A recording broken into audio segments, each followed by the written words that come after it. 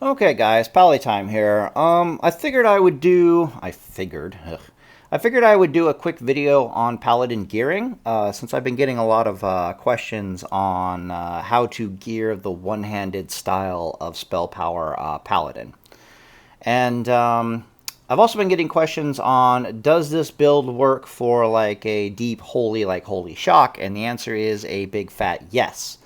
So I don't have a lot of experience using Holy Shock builds, but in my personal experience, in my theoretical imaginations, and after talking to Drakova a bit on the subject, Holy Shock is really good defensively, and it's also really good tactically to stop resets of your opponent. It also gives you access to a bit more burst damage. But all told, my theory on the subject of Holy Shock with this build is you basically don't have a chance at all against mages since since you don't have Reckoning, but I could be wrong about that. But against just about every other matchup, the deep Holy Shock Paladin with this Tier 2 playstyle will absolutely slaughter just about any other matchup that you come across. Especially if you're using the good old Mithril Insignia. I would highly suggest Mithril Insignia on a Holy Shock Paladin. It's the BS trinket that makes you immune to fear for 30 seconds. It's the only one in the game that does that. But if you've got like grenades, if you've got like a Goblin Mortar, and you put Mithril Insignia with that, plus Holy Shock, you're going to be a monster. Okay, so to start with this gearing, let's actually not use a Choker of the Fire Lord here. Let's use, where is the Amulet of the Dark Moon? No.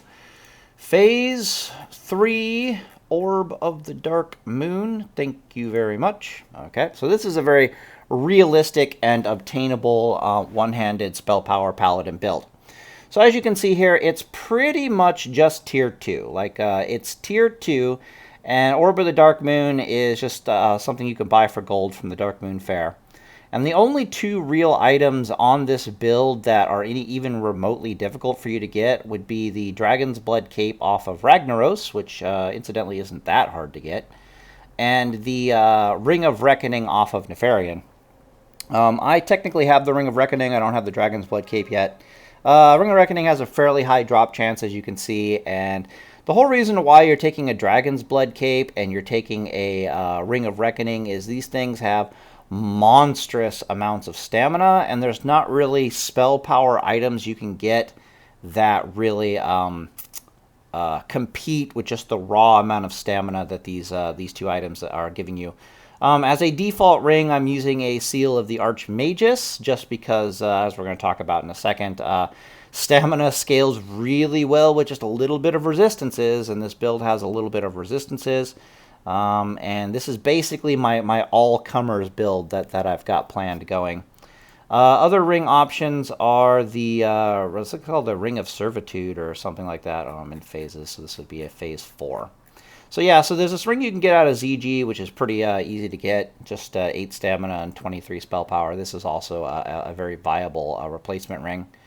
That puts you up to about 268 spell power, and as we might talk about here in a second, it puts you at around 311 plus healing. That's if you're using a Flurry Axe, so you could easily swap the Flurry Axe with like a healing weapon with the healing enchant, and we'll talk about that in a second. Yeah, definitely talk about that in a second. Okay, so a lot of questions people have been asking are, do I go with the attack speed enchants? And the answer is no, no, and hell, fuck, and no. And the reason why you're not really interested in attack speed enchants, and what you really want is just hit points, that's damage, hit points, and more freaking hit points. You want all your enchants to basically be hit points, hit points, hit points, hit points, hit points, hit points. Is because of a video I did previously. I think it's called, it's my Versus Caster supplemental video, which is very dry, which is the whole reason I'm making this video, and I'm going to cover a number of points in this video that I technically covered in that video in much greater detail. You can go watch it if you can handle my dryness versus my rambling, which I'm doing freestyle, which I'm currently doing. But the whole reason that you're stacking hit points, and I should mention that this build is Drakova approved. Like, this is also the build that Drakova is most likely going to go for when he finally gets his tier 2 and he's doing Holy Reckoning. The whole reason why you're going with hit points is to basically survive an extra hit. Drakova talks at length about this, and if you, well, he used to in all of his old deleted videos, I'll put it that way. But he used to talk at length about this, and if you ever actually duel seriously with a Paladin, you'll notice this really freaking fast. So with this level of hit points, what you'll begin to notice is you're starting to survive a lot more spell casts from certain classes in particular, like Mage with like 50 extra hit points. So for example, if you're using a build that has like 4,000 to 4,400 hit points, you're only going to survive about 4, maybe if you're lucky with a little bit of resist action, 5 spell casts from like a shaman or a mage or a more DPS-oriented warlock, for example. You're only going to survive about 5 spell casts. However, once you start getting up around the 4,800 mark, or even a little bit lower than that, you start surviving like 6 spell casts, but you only got like 50 hit points left. And it's this really weird thing where you've just gotten over the edge with your hit points that you're alive when you should be dead, and that turns into a big deal. By the time you start getting, in my experience at least, but this is private server experience, so I got to check it out in Classic World of Warcraft. But I'm fairly certain that once you get around 5,000 hit points, which is what we're kind of going for here, by the time around 5,000 hit points, you start being able to survive an additional spell cast for reasons that we'll get into. So rather than taking 4, maybe 5 spell hits, you're taking like 7 spell hits to kill, and that ends up being a really big deal. Hit points are also really important for like the enemy melee classes for the exact same reasons. So the number one reason why hit points are so important is basically that there's 3 reasons that are the number one reason. Lol. And they are, let me try to remember. The first one is that hit points synergize with your DPS. And the reason for this is Paladin combat has a very stop-start flow to it, where you've paid the cost of closing with the enemy, and now you're beating on the enemy, and you get to beat on them for just the amount, for however long it takes before you need to stop and heal. So if you have more hit points, what this translates into is that you don't have to stop and heal yourself anywhere near as soon as you would if you had less hit points. And that translates into just more DPS. And that is one of the number one reasons why you're not going with a lot of plus 1% attack speeds on the Paladin build. You're going for like the extra 400 some or so odd hit points that you can put on a Paladin. Just because you're not going to have to stop and heal yourself, which means you got a few more seconds of DPS to put into the target, which blows the percent heals just out of the water. And there's a lot more tactical benefit to having the hit points in general. So that's number one. Number two is this extra DPS time tends to synergize with a lot of stuff, and this is one of the things that I talk about at length in the supplemental video. So I'll put this link in the description. I'll put the supplemental link video in the description, and you can go check that out more in detail.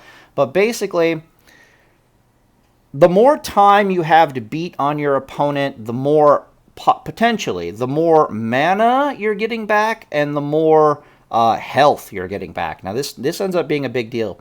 As we talked about in another video, Judgment of Light has like a 66% chance, a 2/3 chance to give you back 60 hit points on every auto attack, or actually every hit. And it literally doesn't matter how fast or how slow the weapon. It's always 2/3 of a chance to get back 61 hit points. Well, if you've given yourself more time to beat on the target, this means that you're potentially pulling back more hit points, which means that you might even take an additional spell cast to kill. And this is one of the main reasons why from 4,000 to 400 My bad. From 4,000 to 4,400 hit points, you're taking like 4 to 5 spell casts, depending upon resists. And then by the time you get to 400 hit points more, you're taking a solid additional spell cast. So it's straight like, it's like 6 spell casts to kill you now, because you've been pulling back some more hit points from other sources. Life-stealing sources, Judgment of Light sources. And by the time you get even just a little bit more hit points past that, then everything's starting to really kick in. Like, you're really starting to get more hit points back because you're beating on the target more. You're really starting to get more hit points back because you force them to make more spell casts, which means more chances for your resists to kick in, which means more hit points. There's a real compounding synergy going on, especially with the speed of the weapon when you're stacking the hit points. The last thing to consider is that, and this is really new to me, I didn't have this experience on private servers when I was playing. So on private servers, I used a 2.5 speed weapon, but now I'm using a flurry axe at a 1.5 speed weapon, which is technically, when you factor in the proc, it's like a 1.3 speed weapon. That factor is pushback. Flurry axe is causing way more pushback than I've ever experienced on actual private servers. Let me check to see if I'm still recording here. Okay, good. Yeah, so it causes way more pushback than I've experienced on the private servers.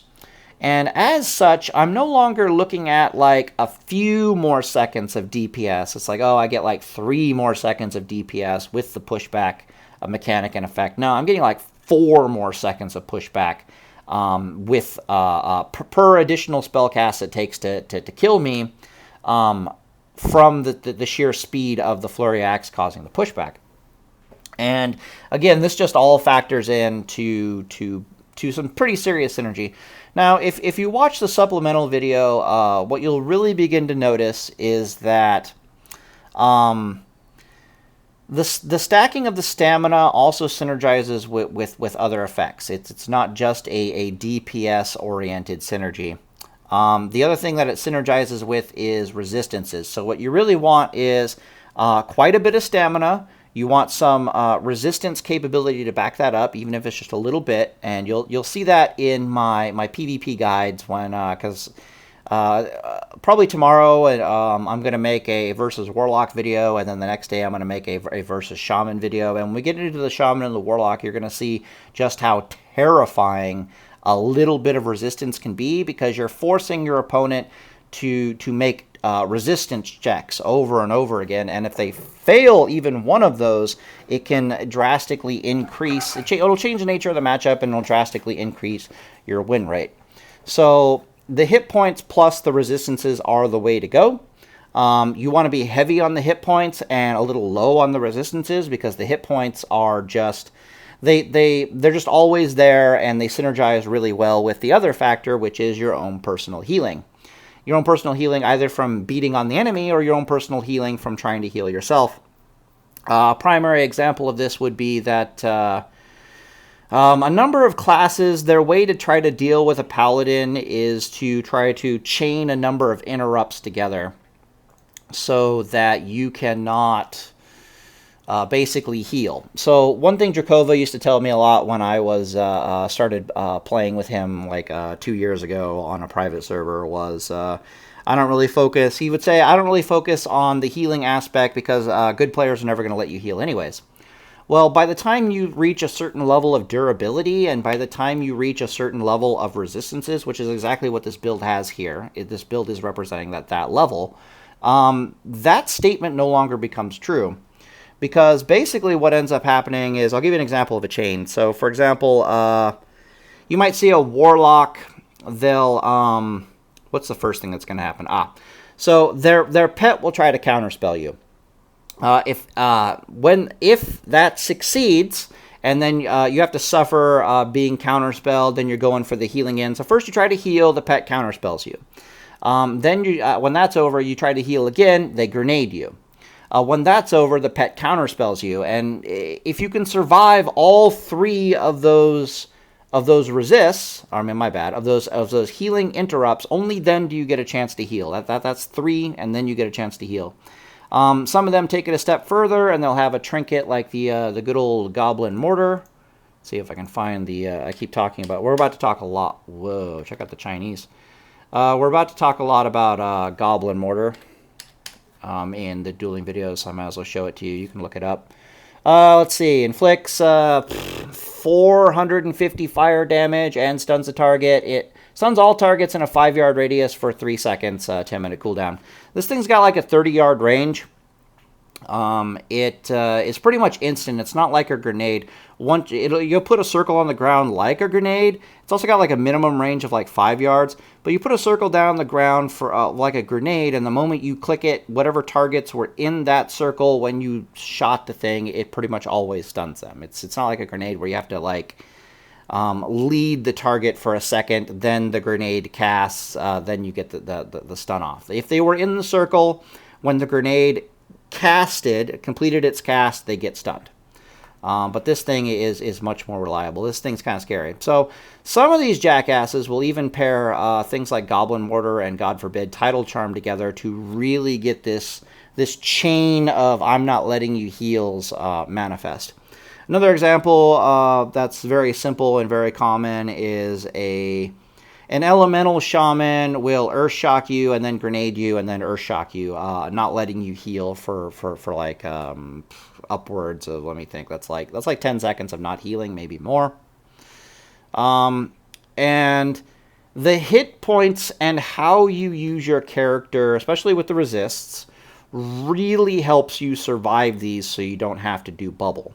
And once you've survived your opponent doing throwing a grenade at you or throwing all these hard CCs at you to try to stop you from healing, afterwards, that's when you're turning on them and you're going completely offensive. Typically, your tactic when you're getting interrupted, like they're not letting you heal, is you run away from your opponent. First off, you try to stay as far away from them as possible. You try to heal through it. You wait for them to throw the grenade. Then you start your healing process. If they start interrupting you, you're kind of happy. You just start running. Like, you just run away in a straight line, because a lot of spellcaster DPS falls off a cliff. Like, their DPS goes to shit if you're running away in a straight line. And you're just trying to, like, okay, I'm going to run away in a straight line until I can start healing again. I start healing again. They interrupt me again. Okay, I'm running away again. Fuck you. And if you have enough hit points and you have enough resists, you're kind of good to go. You can just survive that. Which is why you want to stack more resists than you want to stack... My bad. You want to stack more hit points than you want to stack resists. The reason why you want to stack a little bit of resists, even though it may or may not help you, is because your opponent is often, when they're doing these chain things together, they're almost always some type of magical resistance. So, for example, the Warlock's pet counterspell is a shadow resist. The grenade stun is a fire resist. The Goblin Mortar is a fire resist, and the Shaman's Earth Shock is a nature resist. So if you have a little bit of resists in action, what can often happen is they're basically banking on passing 3 resist checks, right? Like, the Warlock is banking on passing 2 shadow resist checks and then 2 fire resist checks if they're using a grenade and a Goblin Mortar. Whereas the Shaman might be relying on 1 fire resist check, 2 nature resist checks, and, well, actually, it would be, my bad. 2 fire resist checks and 2 nature resist checks. The grenade, Goblin Mortar, and then 2 Earth Shocks.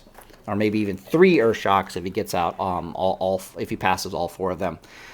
If you manage to just completely resist one of those, it changes the nature of the matchup entirely, and it's totally in your favor, basically. So you want a little bit of resist to help you with that process. Other things that I'm personally into are I put in 3 out of 3 into improved concentration aura. And the reason why I do that is if I'm expecting to get grenaded, I'll switch into, or Goblin Mortared. I'll switch into fire resist aura. If I'm expecting to get shadow counterspelled, basically, from a Warlock, I'll switch into the shadow resist. But against a Shaman, if I'm expecting to get blasted with their stupid Earth Shock interrupt, improved concentration aura comes out. Because improved concentration aura gives me a 15% chance to just flat out ignore the interrupt. which is actually a really big deal. So now I'm asking the shaman to run the gambit of hey, maybe I'll fully resist and it won't work on me, your Earth Shock, and boom, I'm healed back to full. Or even if that fails, there's another 15% chance that I take the damage, but the interrupt is fizzled and I heal back to full, changing the entire nature of the matchup. But when I start covering those two matchups, I'll talk more in detail about that. 1 second, I need a drink of water. Okay. So, back to gearing. Gear? Okay. As you can see here, too. Oh, I don't have it here. Where is it? 1, 1, 2, 1, 2, 3, 4, 5, 1, 1, 2. Is that done? Yeah, okay. I also like to put 2 points in Lasting Judgment. What is the other thing? Oh, I didn't talk about that with the hit points. Yeah, okay. So the other nice thing about stacking more hit points and a bit more resists against a lot of classes is you can forego the versus, say, attack speed, is that you can forego the application of the Judgment of Light, and instead you can put on a Judgment of the Crusader, which is going to increase your DPS with a Flurry Axe far more, in my personal opinion. You can math it out yourself, I guess. Than any amount, I can't say any amount, but then any amount of attack speed you're able to get from all the enchants. So the hit points also has this really tactical synergy that if you end up having enough hit points and you somehow got lucky on the resists in a fight, or your opponent's just not as solidly geared as you're expecting, like you jump on top of them, you're beating on them, and you're noticing, oh, I actually have a lot of hit points. Oh, okay. In that case, you just hit them with the Judgment of the Crusader, spike your damage, and then go to town. Did I cover everything? Yeah, so a little bit of resistance is also good because you're asking your opponent to make a lot of checks. If any of them fail, blah, blah, blah, blah, blah. More hit points are also good because you're asking them to make a lot of checks. This kind of stuff is also good because you're asking them to make a lot of checks, and you got more DPS on target. All right, let me see if there's anything else that needs to be mentioned on the subject of gearing. This gear works good for Holy. This gear works good for Holy Reckoning. Protection Paladin, it would probably work on. I think this is just the one-handed build in general of a Paladin. The other thing that's really fascinating, we should talk about that, Jesus, about the one-handed Paladin build is your ability to switch your weapons. Like, this is actually a really big deal in Paladin. It's not as important as it used to be on private servers, the ability to swap around your weapons, but it's still an element of your gameplay that you're going to be really excited about. Other people have been asking about, like, which enchant? Do I use life stealing or do I use the plus 30 spell power? Fascinatingly, they're almost interchangeable. They do almost the same effect. For example, if you do the 30 spell power onto your Flurry Axe, and also keep in mind that you can have both, right? Like, you can have a Flurry Axe with life stealing and a Flurry Axe with spell power. And if you determine that, like, oh, I'm not actually beating on anybody right now, I'm stuck healing because this shaman won't stop casting lightning bolts at me, and I'm happy to trade mana on a 1-to-1 ratio while I do this, and I'll switch to the Flurry Axe with the life, with the plus healing. But we'll get into some better options to switch into my bad, not the plus healing. Plus healing? Yeah. We'll get into this more switching gameplay, but from just a raw tactical perspective, life stealing and spell power are almost interchangeable, and this has to do with from a damage perspective, they're almost doing the same. From a healing perspective, they're almost doing the same. The only time that the spell power is theoretically better is if you're just healing and you're not beating on anybody. Like, you can actually do the math, but it maths out almost perfectly. It's like you might get a life-stealing proc that does 30 damage and heals you for 30 every, like, let me think, every, like, 4, maybe, yeah, about 4 auto attacks with a Flurry Axe. And then it takes, like, 5 auto attacks with the plus spell power damage to get a 100% spell power effect, which is 30 damage. And then you factor in, like, the extra attacks from the extra damage you get from like judgments or casting consecration or whatever thing else is going on, you might as well say it's 4 auto attacks again. And so the two of them end up being almost interchangeable. I prefer lifestealing personally because it's a bit more tactical, and I don't know this from personal experience or not because I haven't had a chance to actually talk to somebody that I'm currently beating on.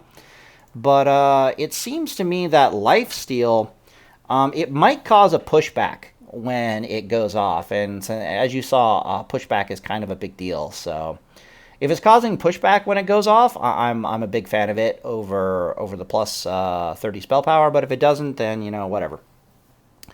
Okay, so other things to talk about are, I think, over here, and I want to switch out Judgment Plate. No, this is fine. This is good. Or over here.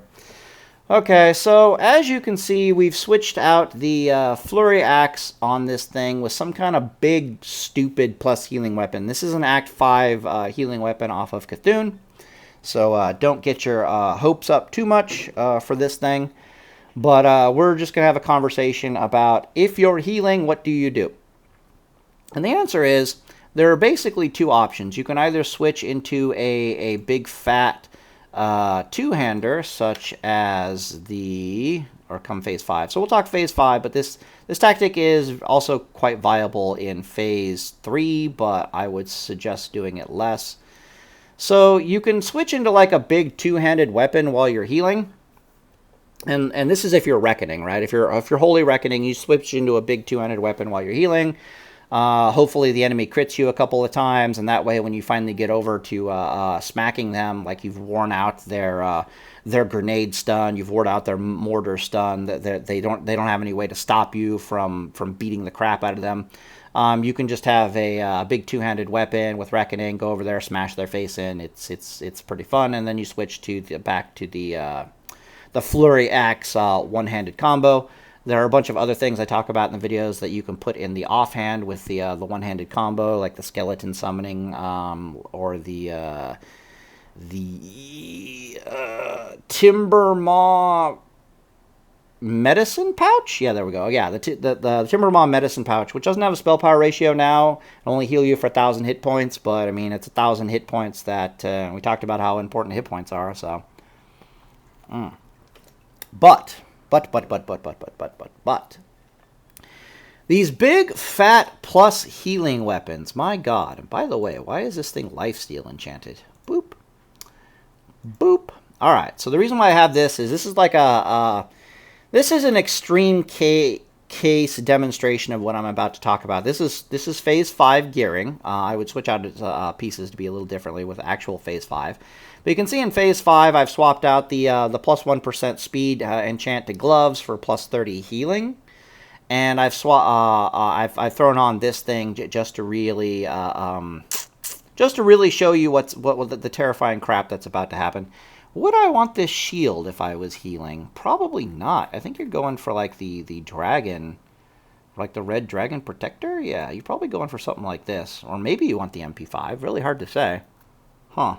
Is there plus healing to a shield? I don't think there is. No, there's not. I'm pretty sure. Before I get into this, let's get dangerous. There is no plus healing to a shield. All right, good. Okay, so let's get a little theory crafting insanity going here.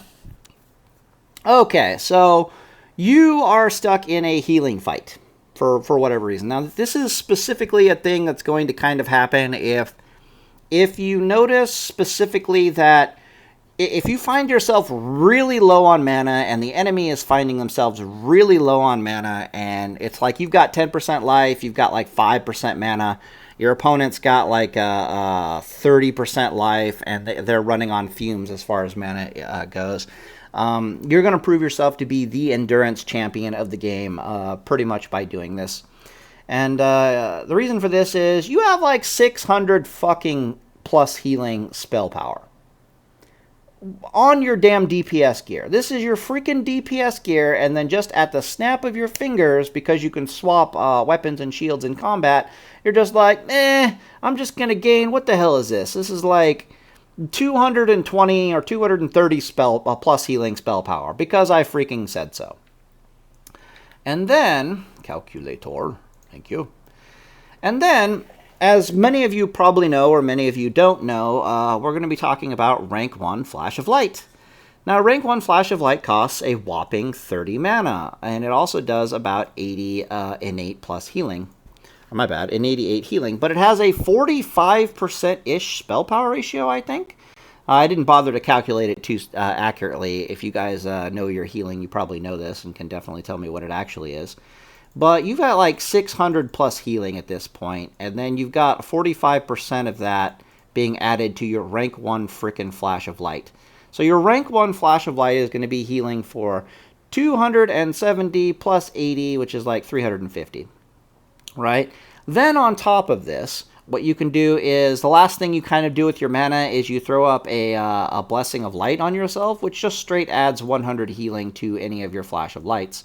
So subsequently, you can start doing 35 mana Flash of Lights that heal you for like 400-ish hit points. 450 if we take it to the logical extreme. This is enough self-healing that just about any class in the game cannot deal with you. Like, literally, I don't think hunters, when they're out of mana, can even remotely come close to that level of DPS to even threaten you. Druids can't do that. Warlock fights when they're low on mana can't do that. Even mages struggle to overcome that kind of raw healing efficiency, that 15 times healing efficiency mana ratio to healing. So that is definitely a tactic that is viable, and is one of the main reasons, or not one of the main reasons, but is a big reason why you're going for the enchant where you get not only 100 hit points, but you also get like plus 24 healing on these damn things.